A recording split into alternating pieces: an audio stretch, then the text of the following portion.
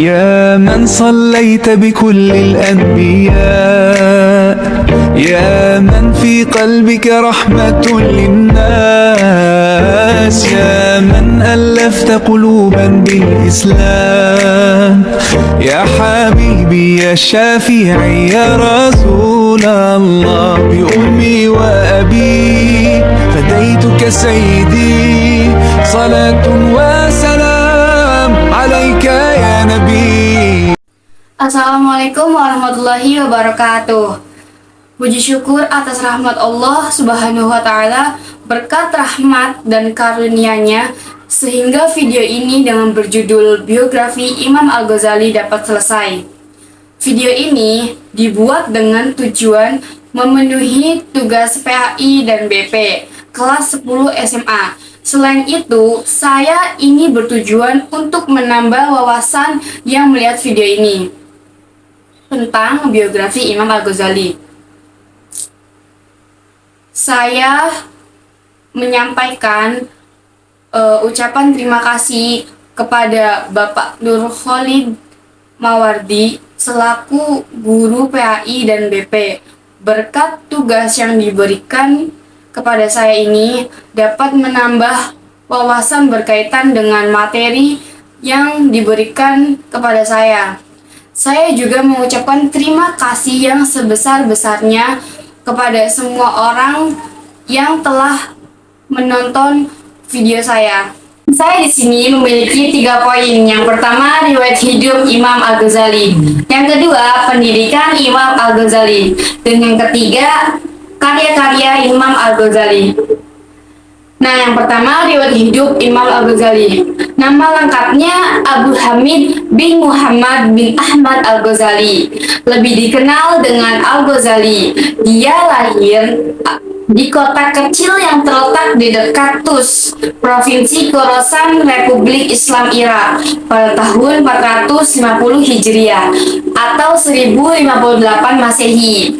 Nama Al-Ghazali ini berasal dari Ghazal yang berarti tukang menenun benang, karena pekerjaan ayahnya adalah menenun benang wol. Sedangkan Ghazali juga diambil dari kata Ghazalah, yaitu nama kampung kelahiran Al-Ghazali, dan inilah yang banyak dipakai, sehingga namanya pun dinisbatkan oleh orang-orang kepada pekerjaan ayahnya dan kepada tempat lahirnya. Sejak kecil, Al-Ghazali dikenal sebagai anak yang senang menuntut ilmu. Sejak masa anak-anak, ia telah belajar dengan sejumlah guru di kota kelahirannya. Nah, di antara guru-gurunya pada waktu itu adalah Ahmad ibnu Muhammad Al-Raziqani. Kemudian, pada masa mudanya, ia belajar di Nishapur, juga di Khorasan, yang pada saat itu merupakan salah satu pusat ilmu pengetahuan yang paling penting di dunia Islam. Ia kemudian menjadi murid Imam Al-Haramain Al-Juwaini, yang merupakan guru besar di Madrasah An-Nizmiyah, Nishapur. Al-Ghazali belajar teologi, hukum Islam, filsafat, logika, sufisme, dan ilmu-ilmu alam. Berdasarkan kecerdasan dan kemauannya yang begitu luar biasa, Al-Juwaini kemudian memberikannya gelar Bahrum Mughriq, yang artinya laut yang menenggelamkan. Pada tahun 1090 Masehi, ia diangkat menjadi guru di sebuah Rizvimiyah Baghdad. Pekerjaan ini dilakukan dengan sangat berhasil. 4 tahun lamanya Al-Ghazali memangku jabatan tersebut, bergelimang ilmu pengetahuan dan kemewahan duniawi. Di masa inilah Dia banyak menulis buku-buku ilmiah dan filsafat, tetapi keadaan yang demikian tidak selamanya menentramkan hatinya. Dalam hatinya mulai timbul keraguan-keraguan, pertanyaan-pertanyaan baru mulai muncul. Inikah ilmu pengetahuan yang sebenarnya? Inilah kehidupan yang dikasihi Allah. Nikah cara hidup yang diridhoi Tuhan. Begitulah contoh pertanyaan-pertanyaannya. Dengan meneguk madu dunia sampai ke dasar gelasnya, bermacam-macam pertanyaan timbul dari hati sanubarinya. Keraguan terhadap daya serap indera dan olahan akal benar-benar menyelimuti dirinya.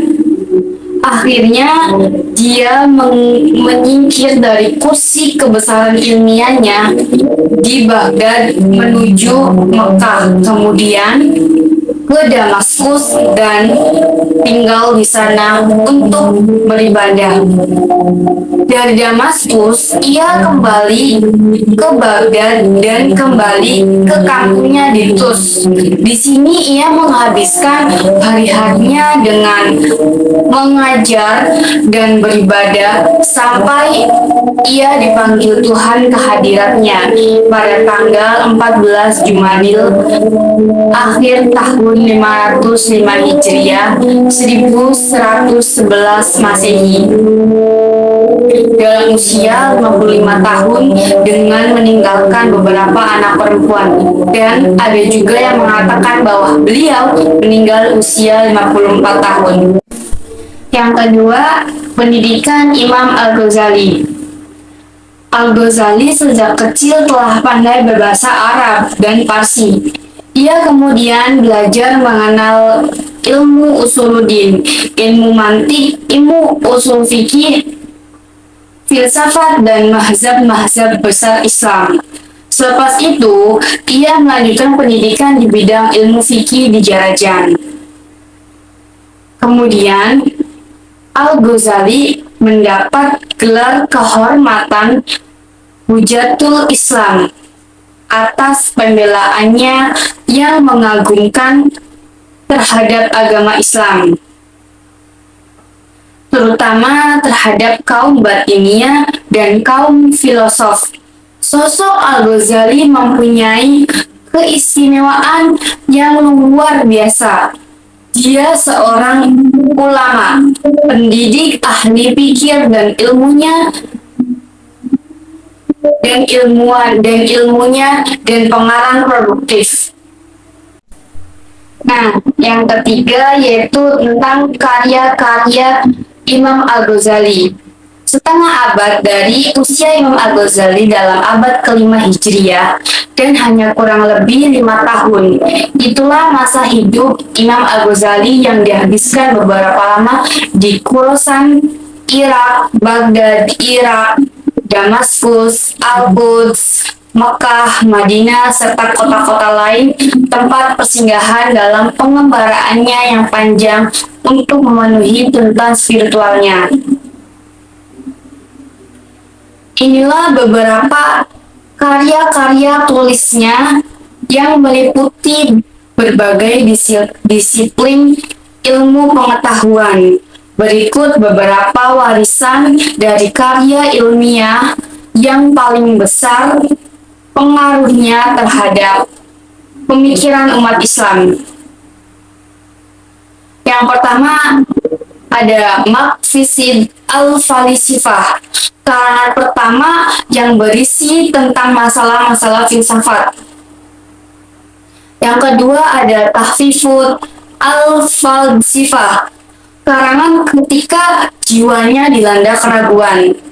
Yang ketiga ada Mi'fir al-Ilm. Yang keempat Ihya Ulum ad-Din. Yang kelima Al-Munqidh min ad-Diyalfil. Yang keenam Al-Malin al-Aqliyah.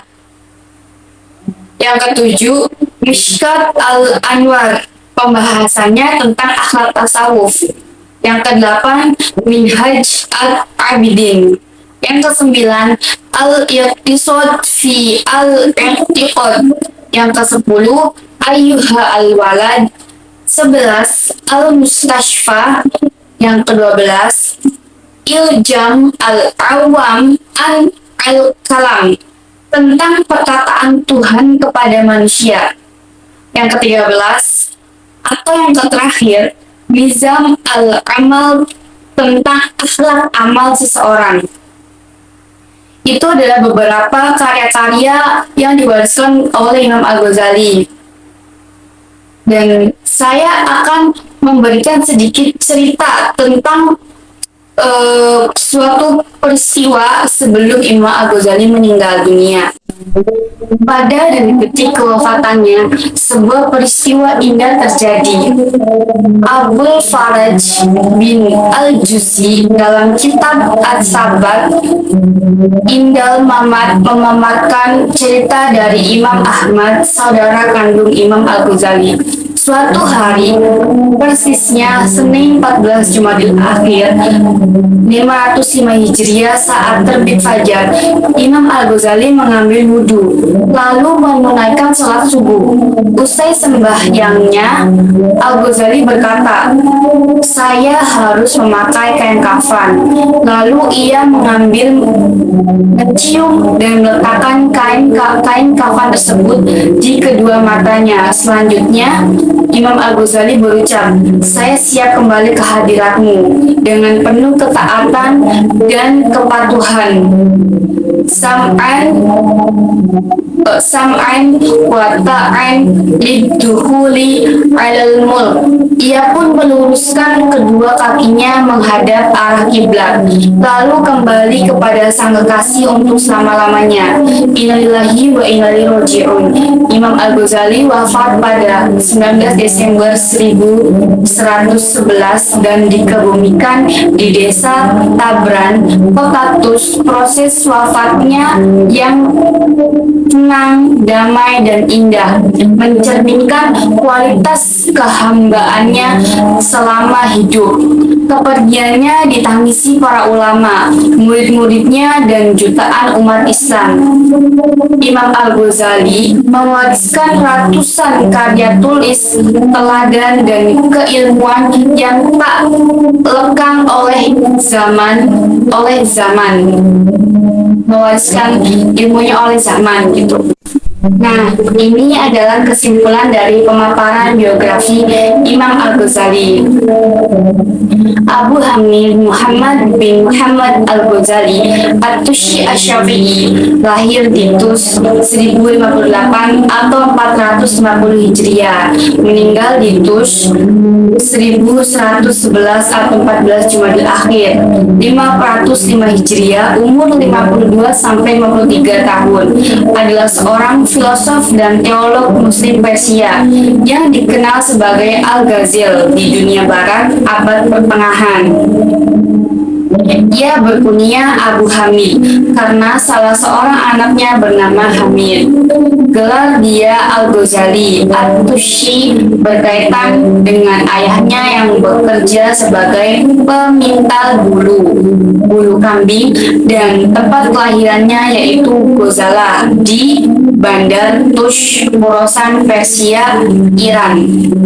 Sedangkan gelar Asy-Syafi'i menunjukkan bahwa dia bermazhab Syafi'i.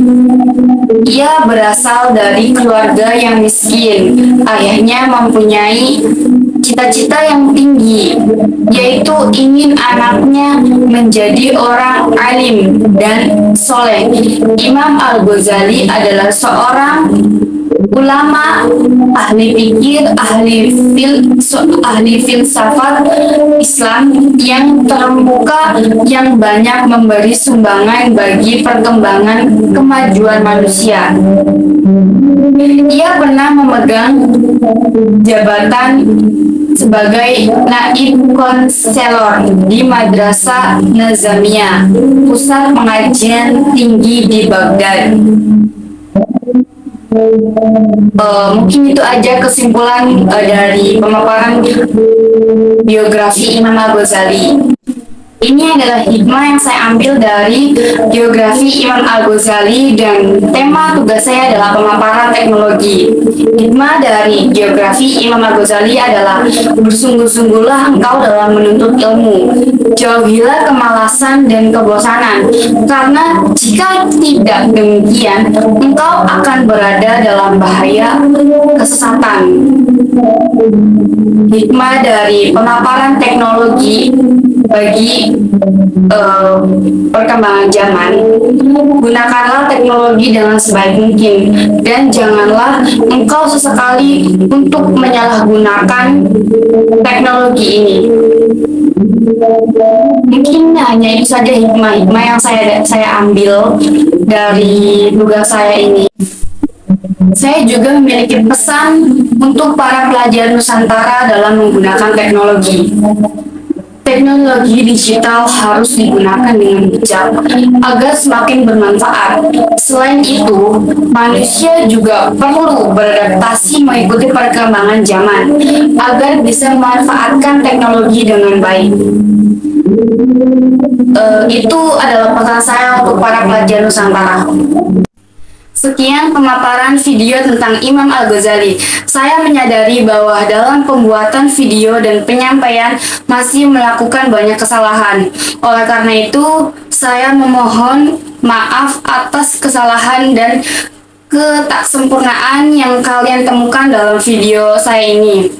Saya juga mengharapkan adanya kritik serta saran dari kalian apabila menemukan kesalahan dalam video saya ini.